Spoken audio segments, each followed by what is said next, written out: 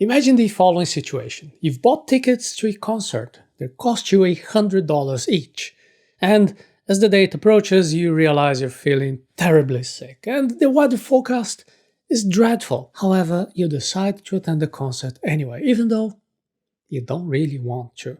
Well, because you don't want to waste the $100 you spent on the tickets. This is a classic example of the sunk cost fallacy at play. The sunk cost fallacy is the tendency to continue investing your time and money and effort into something that is based on the amount already invested, rather than making a rational decision about the current situation. Money Arata. In the concert example, the $100 that you spent on the tickets is a sunk cost. It's already gone. You can't get it back. The rational decision then would be to evaluate whether you still want to attend the concert given your health, given the weather, the context, rather than basing your decision on the money that you've already spent.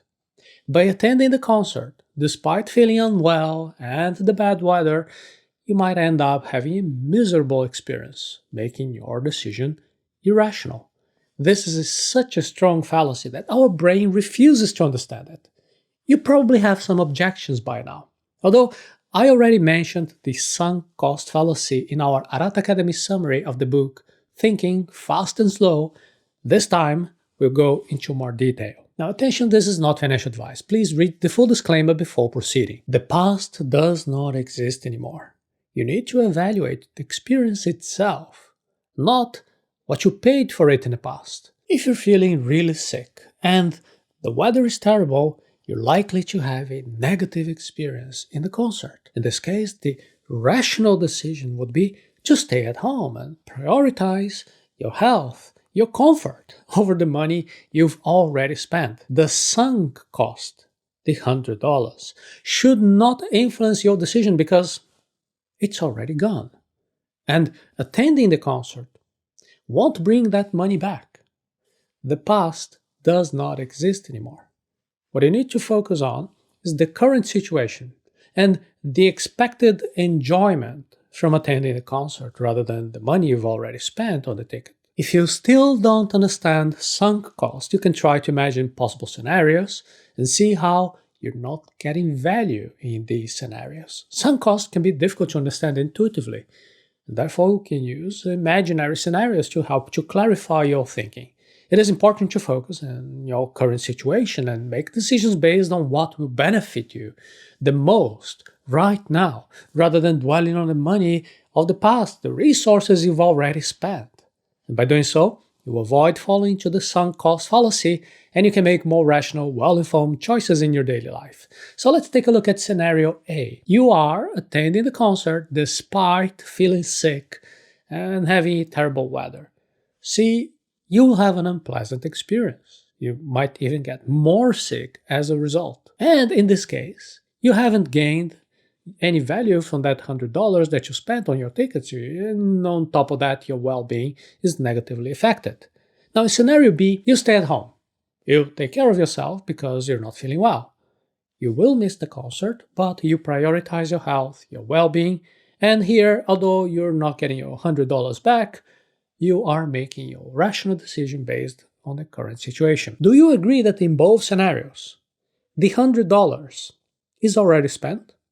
It's not coming back? The sunk cost fallacy occurs when people allow the money they've already spent to be influencing their current decision making right now, even though doing so leads to a worse outcome. Now you might still struggle to understand, especially if you are insisting the yes, but attachment. Maybe you've already understood the explanation so far, but there is this yes, but somewhere in your mind, such as, yeah, I understand, but if I go to the concert, at least I will have the memory of being there, and this is valuable, right? And if I don't go to the concert, it is like I paid money for this experience and I didn't enjoy the experience, and that would be irrational. So I shouldn't quit going to that experience that is worth 100. Is it really valuable? Do you really still attribute $100 to value this experience? Let's now prove if you are being rational or not. Let's use a different scenario to help you grasp that concept of sunk cost more effectively. Imagine you are already sick at home. The weather is terrible, and you don't have the tickets yet. So your phone rings. It is a friend from work who has a ticket that he paid $100 for it. It's worth 100, and he decided he will not go because of the stormy weather, and that ticket will go to waste unless someone takes it. So he offers to you for free, as a free gift. Would you accept it?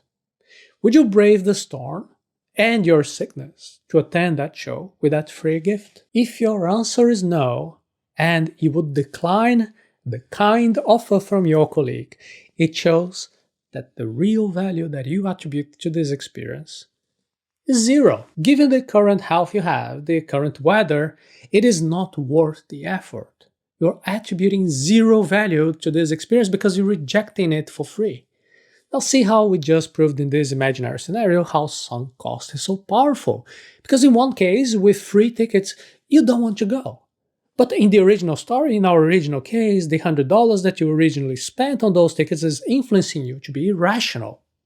You're going to some experience that is worth zero just because you spent money in the past. So be careful, because sometimes you might be doing activities even with a negative value, just because of the sunk cost. Now let's take it a step further. Imagine that you're being offered not only a free ticket, but also getting free money. Imagine you're offered to be paid $50 to go together with a friend to that concert in a situation like this. If you are extremely sick, with burning fever, body pain everywhere, and there is that stormy weather, would you still go? And if you still decide to decline, saying that, I wouldn't leave my house for $50 in this weather, in my current health, no way.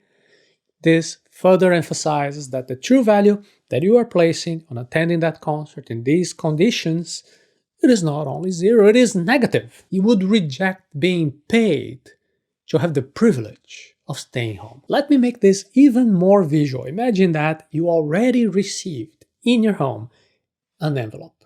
In that envelope, there is a free ticket plus $50 as a payment for your time. The ticket, the money is already yours. If you return the envelope, this is literally like you are paying money not to go. This is what we mean with the negative value of that concert, the negative value that you're attributing right now under these circumstances. Now, do you see how this makes it even more clear that it is irrational to go to the concert in the first scenario where you are the person who spent $100 to buy your tickets? Yes, but I would watch a concert and this is valuable to me. This is pure rationalization. You don't even attribute zero value to the experience. You are refusing to be paid $50 so you can stay home. So the concert actually here has a negative value of $50 in this case. You need to become really good at doing this, at doing valuations of the present without letting your mind to be influenced by the past. I'm sure here there are people who already understood sunk cost very quickly, but I insist on making all these different scenarios extremely clear to everybody because, well, that's my job. That's what I do at Arata Academy. I transform complicated subjects in a way that is easy to be understood. So with the example of you with that burning fever, refusing to be paid even $50, now making sure that you really understand, you will remember sunk cost. If you like this type of technique to explain and to remember theories, you can go to arata.se/intelligence, and I'm sure you will enjoy learning more on how to think and how to remember things with a better use of your brain. All these scenarios illustrate the importance of assessing the present value in any type of experience or decision, rather than letting the sunk cost of the past, that $100 you already spent, to influence your judgment. Your current well-being, the circumstances surrounding that concert should be the primary factors in your decision-making process, not the money that has already been spent. So, for you to make a more rational choice, it is essential to focus on the current situation and the expected value of attending that concert, rather than the money you've already spent on those tickets. You see, by detaching the decision from the sunk cost, then you can make a better choice that will benefit you, your well-being, regardless of the money that's been spent already. The same principle applies to financial decisions. to business projects, and even decluttering. Sunk cost fallacy might keep you stuck in projects that will go nowhere. Imagine that you're working on a project or investment that, in the beginning, it seemed to be promising. You've already put a significant amount of time, of money, and effort into it.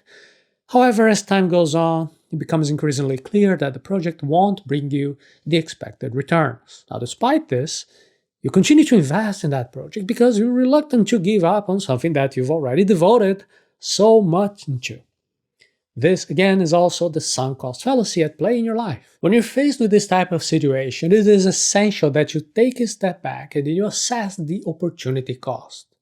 What are you giving up by continuing to pour more and more resources into a failing project? If you had a broader perspective, considering not only the sunk cost, but also the potential gains from alternative ideas and investments, different projects, then you might realize that abandoning that current project is the smarter decision. Now let's talk about sunk cost and investments in stocks. Let's say that you've invested in some stock of a company that has been underperforming consistently.